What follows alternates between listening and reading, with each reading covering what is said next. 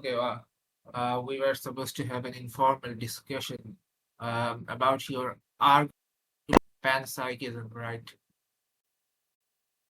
Well, Hello, not. hello. I think talking about panpsychism, just using the term can like refer to multiple or plethora of panpsychism commitments or stances. Yeah, yeah, yeah. Specific. There's Yeah, like specifically though. Specifically, I just like want to refer to dual aspect. Are you aware what that is?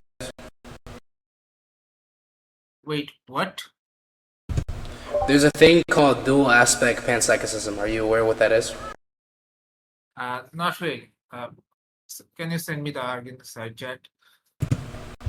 Well, I mean, if you're not familiar with the stance, I feel like I should kind of break it down before we begin because I feel like understanding the stance is way more important than just also like Yeah, engage the argument. yeah, sure.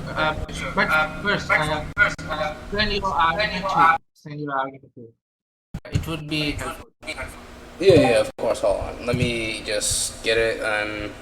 Oh yeah. By the way, there is a supplementary argument for P3 because I didn't really Uh, substantiate on P3, so I gave a yeah. supplementary argument.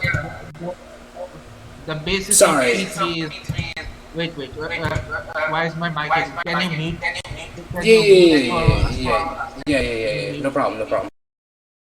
Yeah. So basically, the basis of P3 is Keith finds model essentialism, right? Hello. Correct. That basically just says like essence, grounds, modality, or how we reduce possibility. Yeah. I'm familiar with that. By the way, send the argument, but in the side chat. Yeah. Let me. It's inside the general chat. Hold on. Let me just send P3 supplementary argument. Hold on.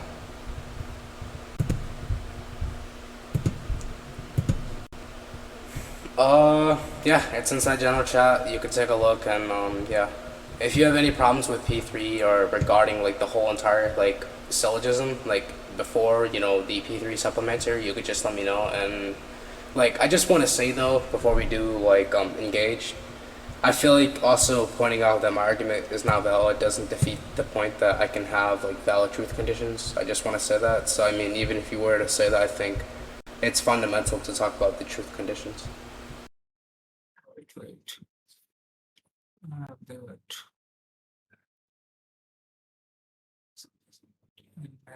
Wait, I found your argument in the side. I found both your argument and the supplementary argument in the panpsychism channel. Let me read it. Wait. Of Well, course, God, God. just not really a shared reality and be a core fundamental property.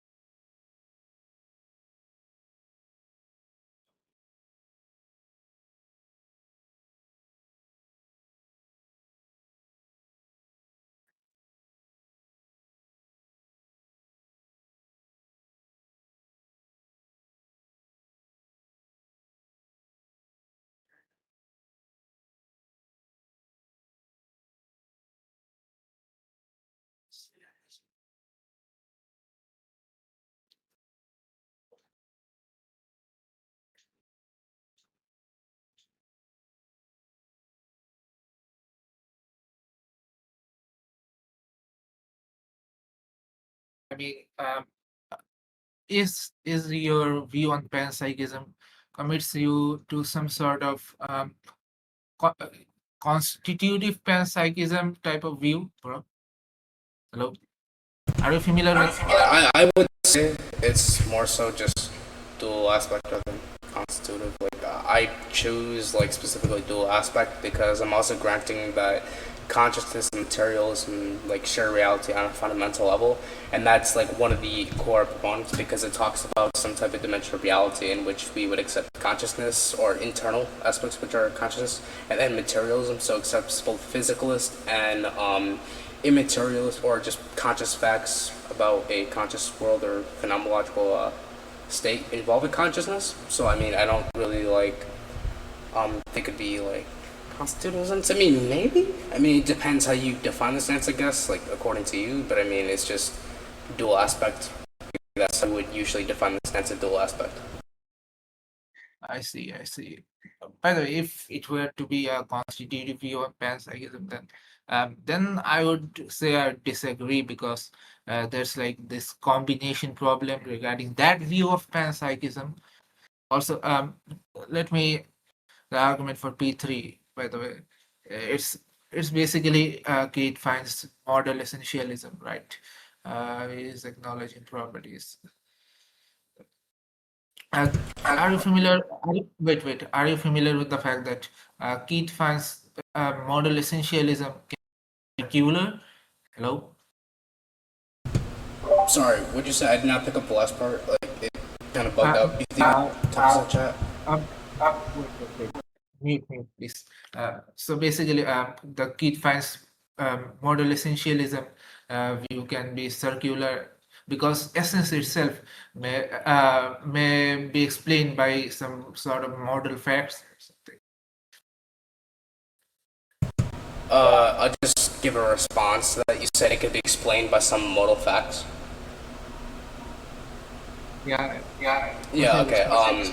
Yeah, so even if you want to say modal facts, those modal facts have to be identical to themselves in that sense, and they have to hold that obviously to their identity and like what they are inside their own properties. Obviously, I'm not granting like modal facts are like concrete. I'm just clarifying that there would be properties in which we would hold to specific facts or a paradigm of facts that obviously have to be identical, which establishes identity for like modal facts. I mean, even then, identity in the quote unquote virtual essence of what modal facts are just grounds in itself. So it's just identity in that sense. So I like you'd have to have modal identity as well as identity for like modality in the sense to ground modality in that stuff. Otherwise, if you disagree with that, you'd be remove the identical part from modality. I see. Wait. Like consciousness and a material brain should be coherent in a performative contradiction. Why do you think? Wait. Denying consciousness. Okay, so basically you're saying how do you define a performative contradiction in P4? If a condition is not agreed to, it doesn't matter what type of condition is because I didn't look specific. But in accordance with the argument or to reciprocate the argument, obviously I'm just talking about if it's not aligning with a specific condition of, say for example, I'll give an example. So when you talk about a performative contradiction in the argument, obviously we refer to metaphysical modalities. So obviously I talk about our world, not inherently any other type of world or type of possibility. Like if it's contradictory to our specific world, or you disagree with a specific viewpoint on our world. Obviously, when I'm already like granting that a specific state of affairs is already like of course sanctioned, then obviously that'd be disagreeing with the conditions of our world, which is just performative in the sense like you could obviously a performative contradiction is just obviously rejecting or contradicting are the conditions laid out, which is obviously performatively inconsistent. Let's see. Wait a second.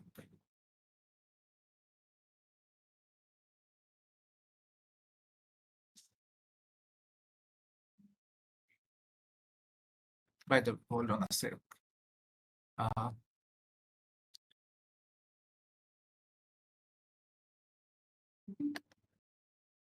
Wait. So, excuse me for interrupting. I just want to talk about something. Like, I know you mentioned a combination problem. There's like multiple types of combinations problem. There's like the subject combination problem, which talks about the consciousness for like human factors. Like, specifically, just Cicerone says if like XYZ particles also have a conscious state of affairs because obviously dual aspect panpsychism talks about agreeing to a immaterialistic what was it dimension of reality, amaterialistic. They often try and attribute it to particles, but here's where things like differ. You could sit there and say that the Yeah, subjects. yeah, yeah. Sometimes like, uh, can you mute? Sometimes like in constitutive panpsychism, uh, it's mainly micro idealism, entailing panpsychism type of thing. Like a lot of fundamental particles having consciousness, and the aggregation of all of the consciousness of all those particles make up conscious experience and stuff. That's basically what constitutive panpsychism is. Yeah, just me. Yeah, but I just wanted to touch upon one of these combination problems because I feel as if Kit Fine's paradigm also like kind of fixes it in this sense because it does talk about Dayray modality in conclusion one, specifically about attributing to things that should not have consciousness. Obviously, if you agree that a like specific operator, like say for example, a rock has consciousness, obviously that's just incoherent as hell because it's not a conscious entity. We obviously could know that through observations and etc. Like through our own minds. But I also want to touch upon specifically particles.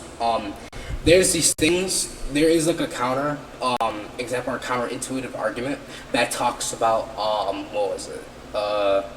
Yeah, obviously it just builds up to a bigger thing of consciousness through like a neuronic network. I don't know. It just talks about brain cells connecting this and that. Then finally, obviously, there's a derivatory specific consciousness. So I mean, it just talks about that you can have like this like little amount of consciousness that builds up and they all add together through causal effect.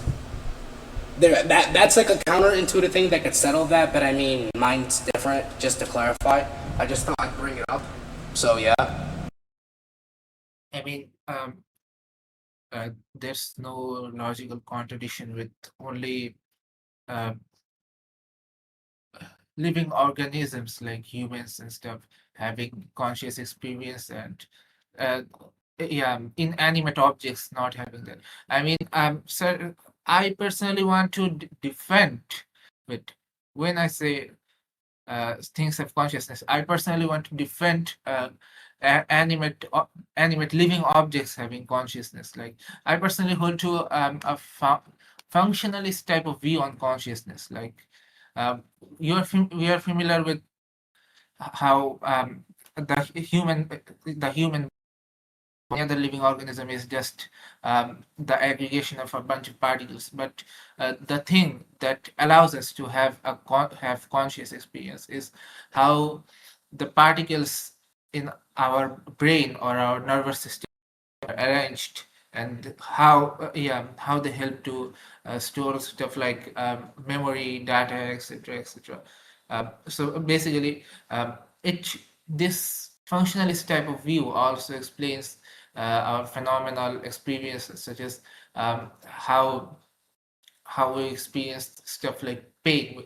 Let's say when we experience pain, it is just neurons or particles firing in our brains and stuff like that. I think that view is a bit better since it commits explains consciousness better. On top of that,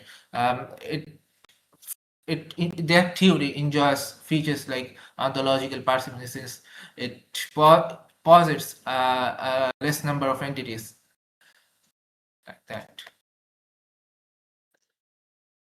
Hello, can you hear me? Yeah. Sorry, I'm just taking care of something. Give me 1 minute.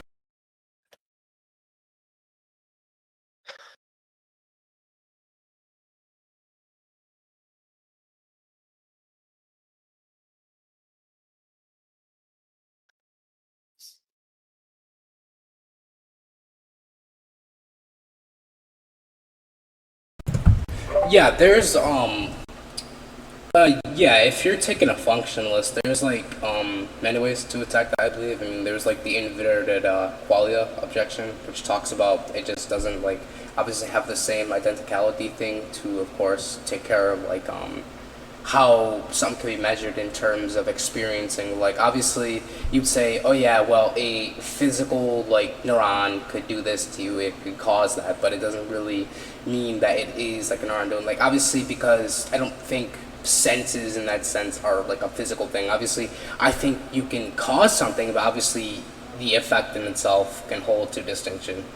um that's what I kind of feel like. Obviously, like inverted qualia talks about like something could see something as red, like obviously measured that like sense of red, but then the other sense of green is like different. It just measures senses differently, and if we allow neurons in that sense to do it, or physicalist functions, then obviously I feel like it should hold that obviously should produce like a similar outcome to how we sense things, etc. But obviously, there's distinctions in how we measure like senses, like conscious, like ways of experiencing things. So obviously, I don't think like so they're saying like these physical processes will always have some type of data to give us in a way that's, how do I say this? Like, how do I say this? Hold on, give me 1 minute because I think I want to explain my point more. Yeah, Okay, obviously, it just. What'd you say? yeah, sure, take your time. Yeah, thank you, thank you. Yeah.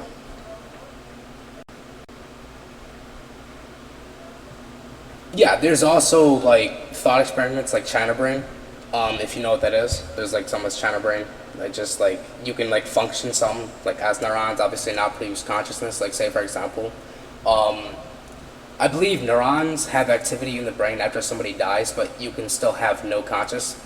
So I think that's like an applicable way to explain pragmatically why you wouldn't even be able to hold to a functional sphere. I mean, there's like just so many ways you can attack the stance. I mean, yeah. But I mean, regarding my argument, what'd you say? hold on a sec.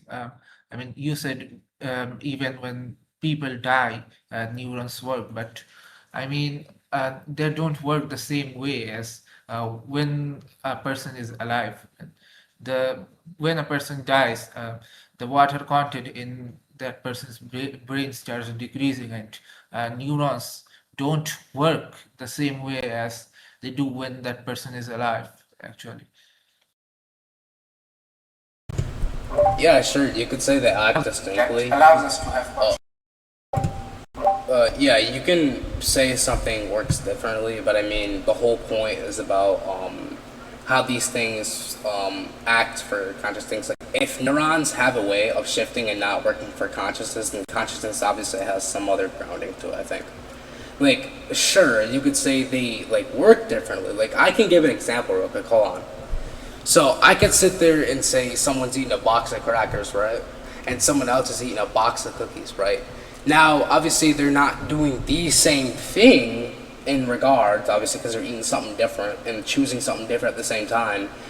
But they essentially work as the same type of substance. The whole point about a functionalist thing is that these physical things do give us consciousness. But clearly, if they act differently, then there must be a different way to examine their nature and how consciousness, comes from. Like maybe you could say, like I give an example, the qualia thing. You can measure qualia differently, and these physical neurons obviously don't work the same way in that sense, right? Qualia will never work the same with neurons, suggesting that neurons work differently each time. So I mean, it doesn't necessarily initiate that. Obviously, if a neuron works the same way in which we have consciousness, it doesn't mean it's necessarily derivatory. There could just be another ground. Obviously, since I explained, it always changes, and within how it works in a sense, obviously, it doesn't bring about consciousness. It just has a way of working. Like if anything, Yeah, yeah, yeah. I mean, qual is basically the subjective or qualitative experience of the properties of things that we observe. I mean, even a functionalist view can explain how we experience the properties of other things. I mean, yeah, that's what I was trying to say. Okay, yeah. I don't think typically, because obviously they hold the distinction. Like obviously, if we're seeing there and like experiencing these things, and then like obviously the quality is the property of experiencing, then I feel like that's just coming from a different aspect. Like neurons won't provide it. It's like the sense is different. Like sense is different from neurons. Like say for example, like what is a neuron? Right. Hold on. Let's just say a specialized nerve cell that acts as an information messenger in the body using electrical and chemical signals. Right. That's what I just pulled up on Google because I couldn't remember the definition offhand.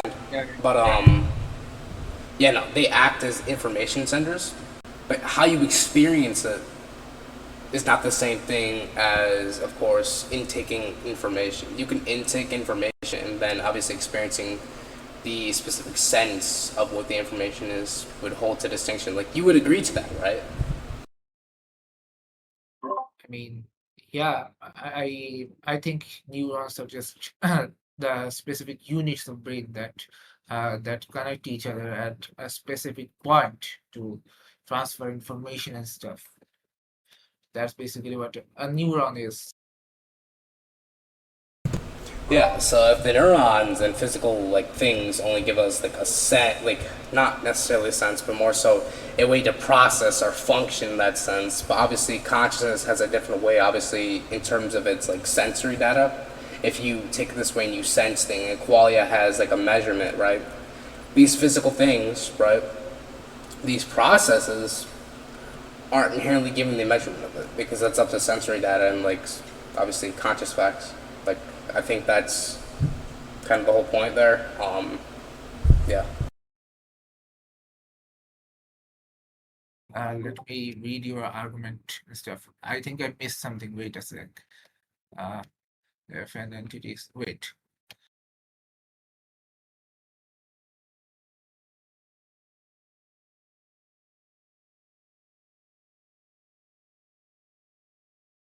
I mean, in P6, how do you construe the term exist therein?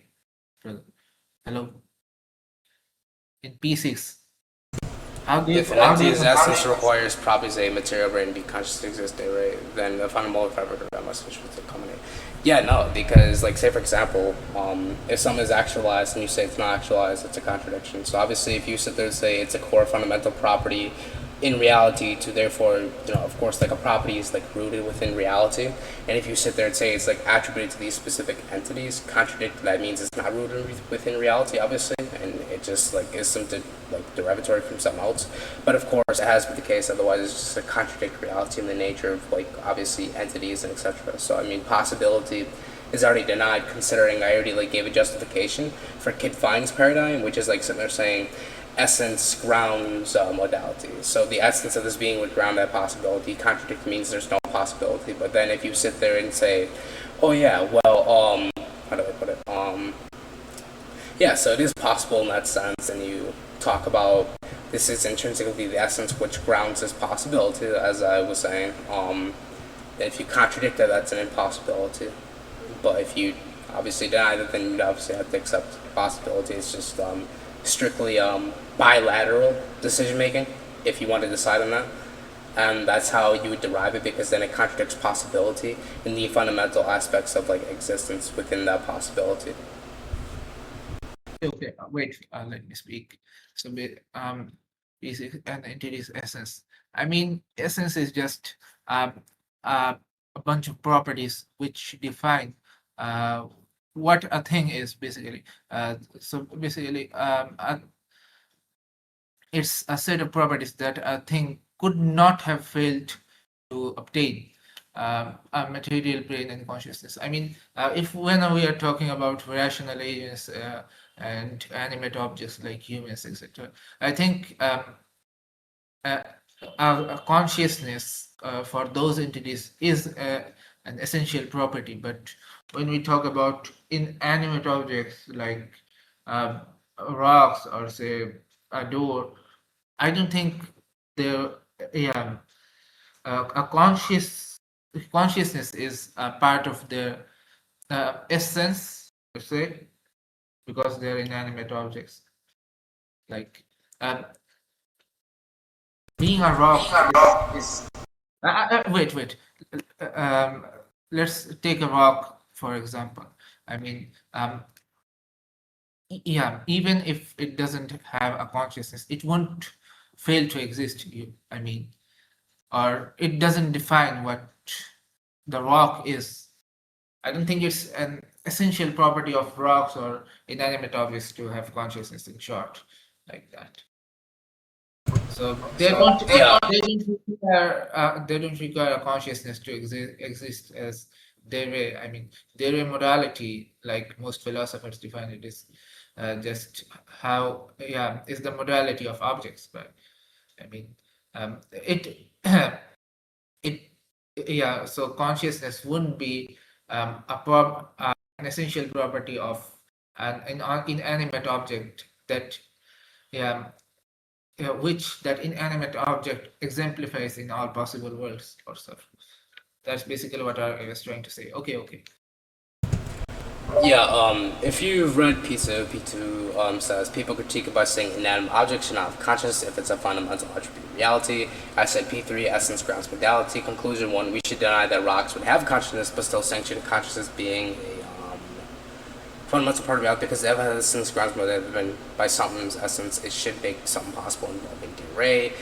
And we shouldn't allow that because obviously consciousness is not a property of rocks. Obviously, you would need consciousness to have a rock exist. But I'm more so talking about other entities in that sense. Like I like say for example, obviously we know consciousness is specifically an attribute which you would talk about beings. Obviously, not inanimate objects, which could I wouldn't say it's like a being or anything. But I also do want to cover something.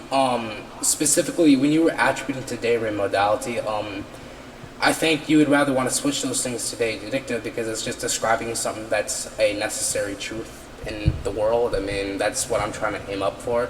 Like, obviously, it talks about day ray and the applications of day ray, but it also talks about the proposition involving day ray about beings, etc. And obviously, day addictive is about the world in a sense. Obviously, like a fundamental thing about our reality.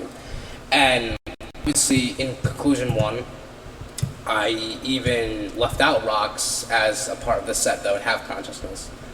So even then, if you want to say inanimate objects have no type of consciousness, you still have this. Chill. I was on mute while you were on mute. No, I did try not. No, you're fine, dude. I have no problem. But as I was saying though, if it is the case that something is grounded by essence, and then you sit there and say X has essence to even reduce possibility, I think we went over the possibility point like in the beginning. Specifically, by granting essence grounds modality, you would sit there and say beings have to exist like this to even have the possibility of our actualized world, which we are actualized, so you have to say it's a possibility. And obviously like consciousness is more so like a fundamental aspect because it's within the possibility, and if you deny it, it's just going to be a contradiction.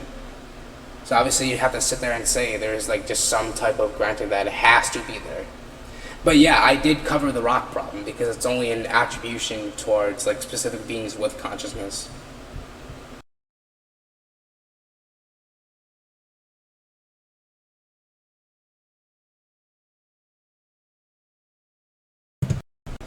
Oh yeah, by the way, you can go now if you are there.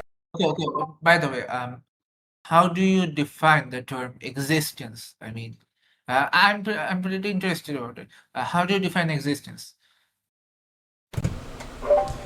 I think you'd have to make a distinction between reality and existence here because like existence only accepts like what is there. It doesn't necessarily talk about like not inherently how something's there, but like how something there is, in terms of its nature. So you'd have to talk about the nature of reality rather than existence because obviously existence in itself just talks about something being present there. Like obviously you could apply that to any type of category. Like say for example, if I say in X idealism framework, X still exists. Obviously it still exists, but it's grounded in another like framework of reality. So I think we have to talk about the framework of reality, in which I just obviously think I have a framework for that. Like this is also within the meta ontology of Azzouni. He makes a distinction between ontological commitment and like a commitment towards a theory of reality. I mean, do you think existence is like a second order? Wait, existence is a second order property of individuals. Like it's the property of instantiating a property, or do you think existence is like a, a property of concepts or notions, etc.? Or do you think existence is like there's like this guy named Brentano who formulated that existence is identical to the object. I don't think that that doctrine is coherent. But um, how do you formulate existence like that? Do you think? Wait. Okay. Yeah.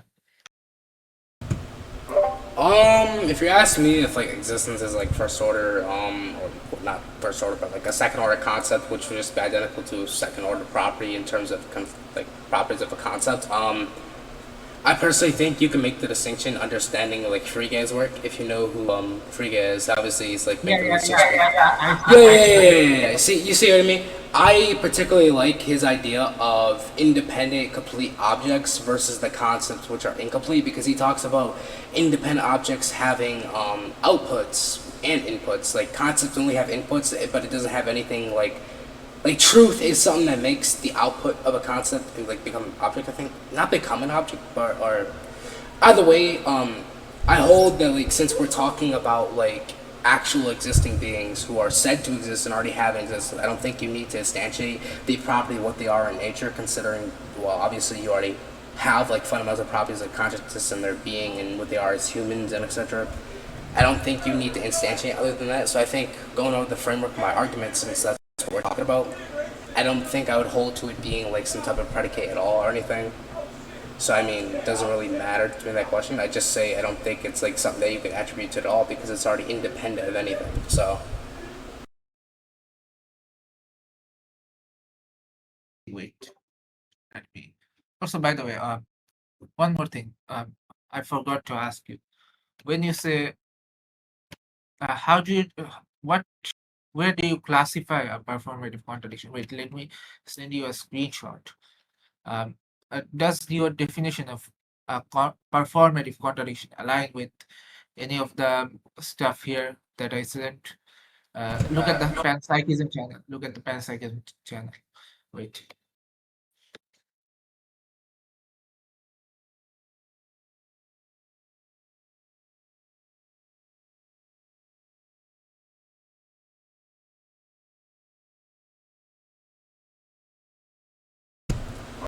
um, I'd say constitutive. Obviously I should have like defined this earlier. I apologize. I wasn't thinking, but I just like wanted to yeah. Obviously I think it more so is like not with the content. I mean, maybe you can ground the content of their statement, but I mean, yeah, it's more so the content, like the statement. Like I'll explain why. So like I think I already covered this about hold on. I think I already covered this about like something being metaphysically incoherent, and then if something is metaphysically coherent and the truth like independently of our minds and etc.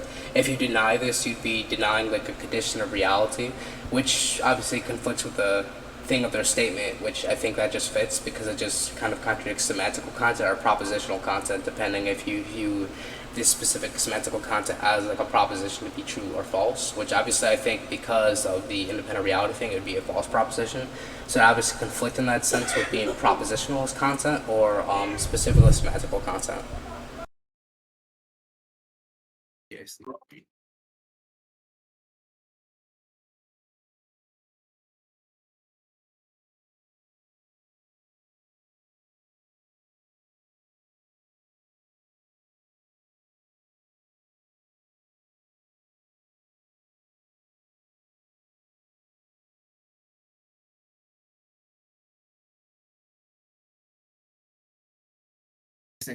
I'm reading the argument for P3. I mean, the supplementary argument. You said you have a disagreement with the point, or you're still reading? I'm just seeing. Since it's more of an informal discussion. But Seiba, I think you can upload this on YouTube. I mean, it's a really good faith discussion. No screaming, no bad faith stuff. You can upload this on YouTube. Obviously, I'm gonna upload it. It's just my final debate for now because I'm taking a break from debating because I need to work on myself as a person. Yeah. uh, you will upload it. Wait. I didn't hear. Hello. I will. I personally have no problem doing that. Obviously, I have no Okay. problem. Okay. So sure. Yeah, sure.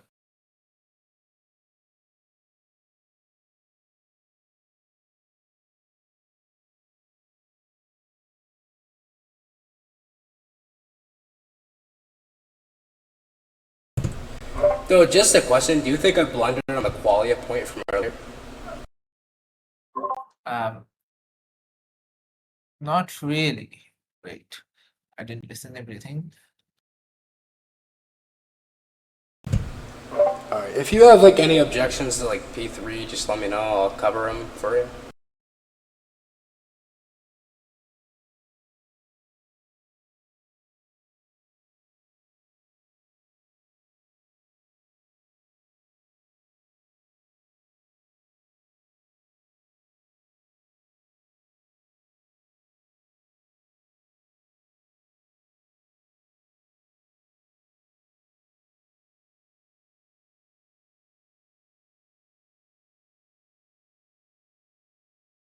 About the conclusion of the supplementary argument, you said contradictions in epistemic modality for truths about the being that must be accepted by our knowledge.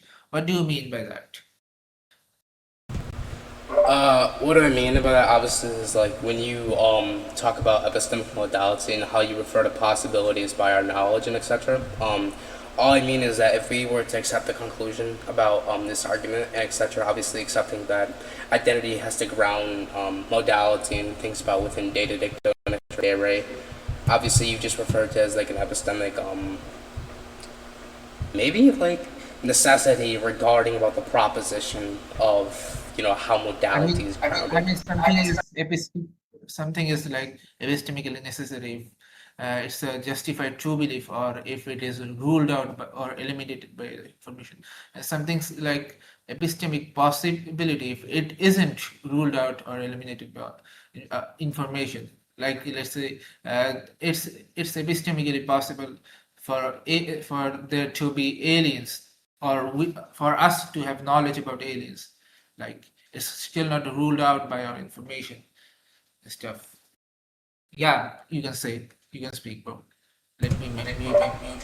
Yeah, I mean, I don't think that really like disagrees with what I'm trying to say. I mean, like, I guess you could say I'm like talk about justified true belief and how that acts as like a model for us to dictate knowledge and etc. I mean, like, obviously because I brought in the truth about what was it? Well, I brought in the justification principle, which is obviously for the modality. The belief is obviously that modality is grounded by essence, and then the truth about that is more so that if this were to be the case, it must be accepted by our knowledge, which is the truth. Like obviously, if we're including all of those things, so I guess that can act as like a valid criterion, unless you want to talk about the criterion about justify true belief. I mean, I don't even think talk about the criterion would like disprove the premise as being like more so correct in its conditions for truth. I mean, like obviously a criterion doesn't talk about the overall truth about a premise. It just like says that you can't use a criterion. So I mean, there's like a huge distinction. So I kind of feel like talk about the criterion might be a bit redundant in accordance with the conversation. I mean, yeah, I personally accept the three criterion for something to be a justified true belief. Like it has to be true. The agent should believe that it is true, and the agent should have reasons for believing that it is true. I think that's pretty redundant for the discussion too. I mean, okay, yeah. By the way, let me read the conclusion for. Take your time, bro. Take your time. Like I'm in no rush. Obviously, like I'm enjoying having this conversation with you.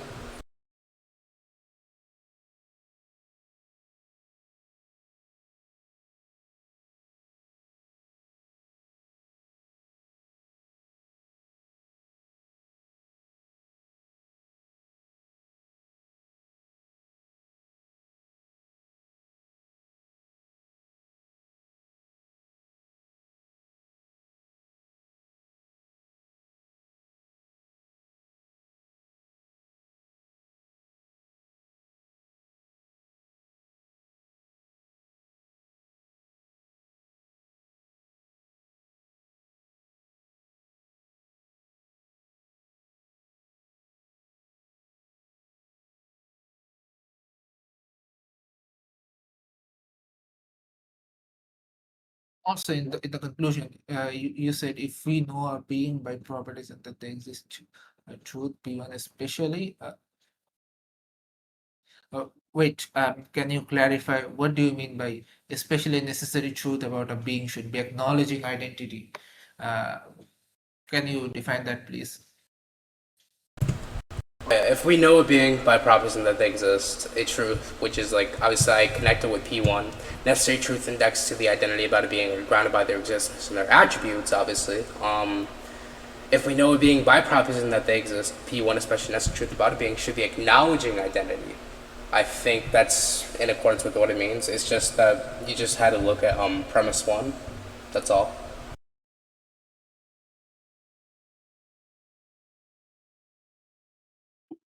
Ah, I see, I see. I mean, uh, by the way, this argument that you just posited, I think it's a pretty good argument, nevertheless. I mean, uh, by the way, do you personally hold to the dual aspect panpsychism? No. I mean, it's just a view I'm trying out. I mean, I wouldn't say I fully hold to it yet, but I think my argument is pretty good enough to, kind of prove it's the case, obviously, because I kind of realized the connective between, oh yeah, well, if essence can ground our modality and that our consciousness is obviously an attribute of ours, then rejecting that also rejects the actuality of our consciousness in that sense being a fundamental aspect of our nature and obviously our reality because essence grounds that modality, right? So if we deny that, a contradiction occurs in the actualization, and therefore we must accept consciousness is also a necessary thing about reality, because then obviously it contradicts the, essence grounding modality, and specifically about de re, about beings. You get what I'm trying to point at? That's kind of why I linked the argument, and that's kind of why I found it was a pretty good argument. I mean, where did you find this argument, or did you just make it yourself? I mean, did you find it in Dude, any I made it literature? myself, dude. I made it myself. That's all natural. Ah, I see. Nevertheless, I would have to say this. You have improved a lot in terms of philosophy. I think you have read a lot than you used to, like last year, when you debated Apollo and Tron and stuff. I think you have improved from that point of time. I can't lie. Hello? Well, to be honest, I kind of feel like I was still like good back then. I mean, like obviously that sounded a bit egotistical. Like maybe not good, but I mean, I would say I did put up a fair like showing against them. It's just I was a bit too jargonistic. I think now that I'm less jargonistic, it's kind of like more showable that I do have this knowledge. Yeah, yeah, I appreciate that. By the way, I think we should, in this conversation, we can discuss about any other topic and any other time.